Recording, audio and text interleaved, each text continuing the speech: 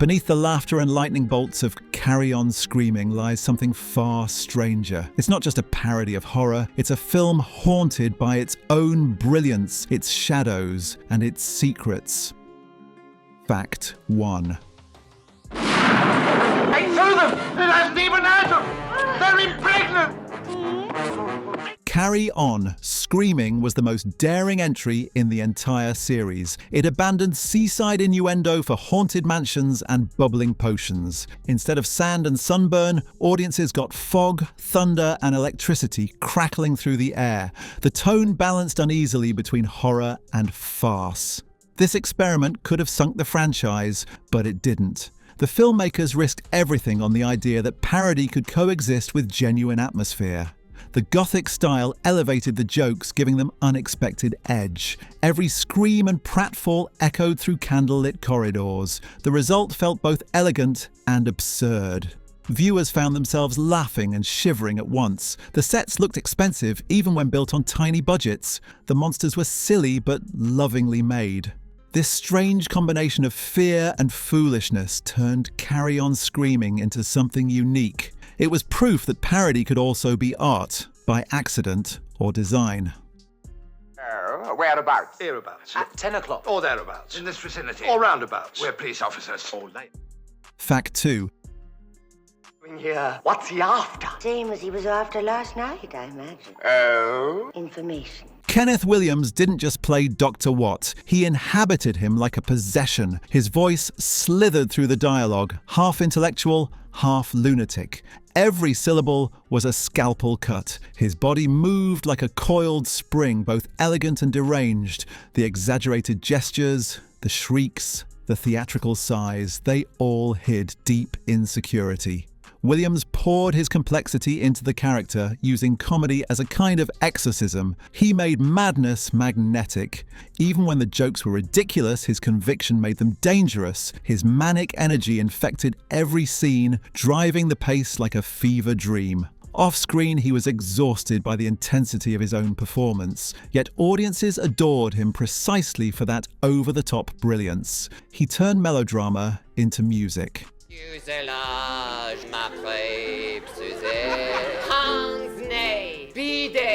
Through Dr. Watt, Williams proved that horror and humour shared the same heartbeat. It was genius delivered in lightning bolts and nervous laughter. I was at school with them, you know. Yes, they always pinched me pocket money, so the change did them good. Fact 3. You must obey my commands, do you hear me? You must obey me. Right. Fenella Fielding's Valeria Watt became one of British cinema's most hypnotic figures. She spoke every line as though it were dipped in velvet. Her deep, smoky voice turned nonsense into poetry. The red dress, the soft lighting, the half smile, all perfectly designed to seduce and unsettle. She didn't play horror, she played power disguised as charm. When she murmured, "Do you mind if I smoke?" Do you smoke? Not on duty, miss. Well, do you mind if I smoke? Of course not. It stopped being a joke. It became an incantation. Her poise contrasted completely with Kenneth Williams' frantic energy, creating electricity between them. Fielding barely moved, and that stillness pulled focus more than any scream could. Her presence turned parody into style. She wasn't mocking the Gothic, she was redefining it. Even decades later, her performance feels impossibly modern. Behind the camp was total control. She gave the Carry On series something it had never had before, genuine allure wrapped in wit. On with it. I haven't got all night, you know. Fact 4. Not now. There is something in those bushes. The film's atmosphere was built by hand, smoke machines, flickering lights, and gallons of fake mist. Technicians filled the sets until actors vanished behind the haze. The fog gave depth and danger to even simple hallway scenes. But it came with chaos. Lights overheated, lenses fogged, and everyone coughed between takes. Kenneth Williams complained that we're all choking for our art. Yet that imperfect haze became part of the magic. It blurred the line between joke and nightmare. The cinematography used hard shadows, giving the comedy a strangely cinematic gravitas. Every flicker of light turned props into mysteries. The fog wasn't just decoration, it was mood incarnate. It created the illusion that something unspeakable was always just out of sight. The crew may have cursed it, but the mist made Carry On screaming unforgettable. It was the film's true invisible character, hiding mischief in every frame. Sleeping on the floor. It's all right. Keep calm. Fact 5. He looks absolutely lovely. The soundtrack of Carry On Screaming plays like a haunted carnival. Musical cues leap from eerie strings to comic tuba blasts. This schizophrenic score mirrors the tone of the film perfectly. It laughs and screams at the same time. Composer Eric Rogers used sudden key changes to jolt the audience's emotions. Carry on screaming. Thunderclaps punctuate punchlines while organ notes hint at old-school horror. The result feels both parody and tribute. In quiet moments, the sound design hums with faint mechanical noises, the heartbeat of Dr. Watt's laboratory. It's Carry On Screaming. Even background sounds were layered carefully to give a sense of chaos. The theme song itself became a cult hit, blending creepiness with swing. It was music that winked and whispered in equal measure. The film's madness wasn't visual alone, it vibrated through every note. Without that soundscape, the Gothic comedy might never have worked at all.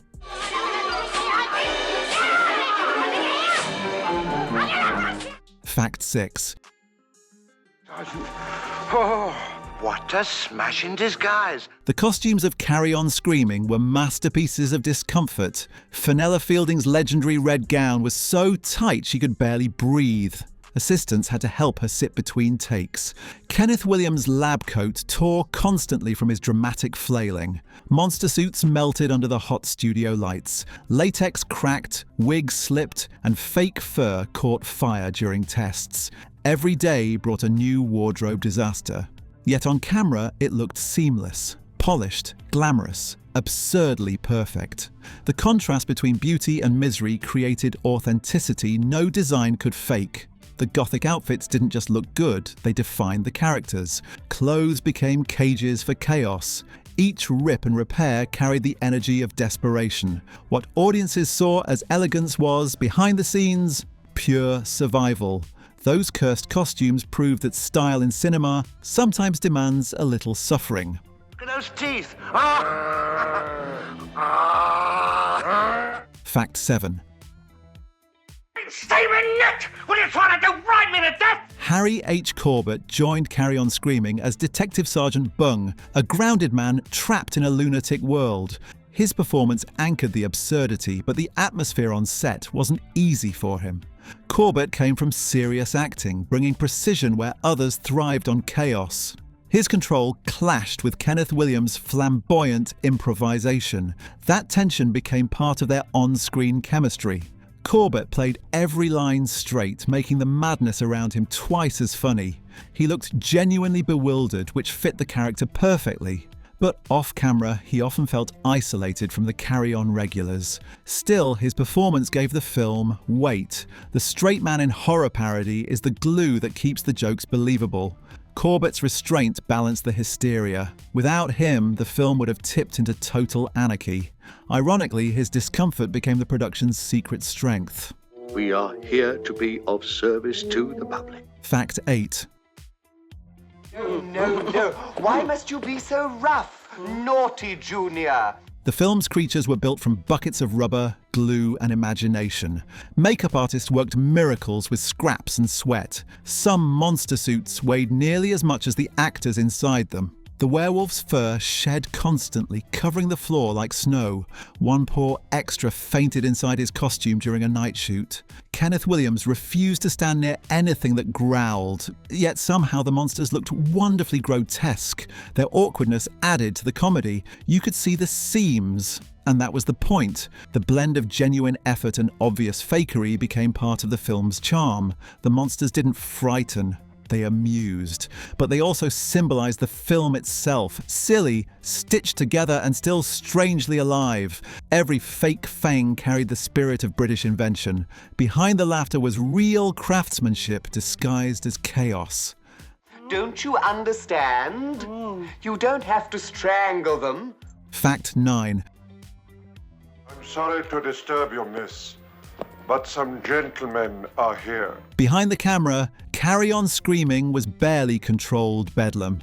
Actors competed for screen time like school children. Kenneth Williams, Fenella Fielding, and Harry Corbett all had different rhythms, making scenes unpredictable. Director Gerald Thomas juggled egos and exhaustion with remarkable calm. Scripts changed daily as jokes were rewritten on set. Props broke mid-scene, forcing improvised gags that stayed in the final cut. Williams' diaries later hinted at frustration, boredom, and delight all tangled together. Fielding remained serene through the madness, her poise unbroken. The film's chaotic energy spilled into every performance. It was comedy built on tension, fear, and wild improvisation. Somehow it never fell apart. It thrived on its own instability. That disorder gave the film its pulse. The laughter we hear is real because the panic behind it was too. They wish to see the master, miss. Fact 10.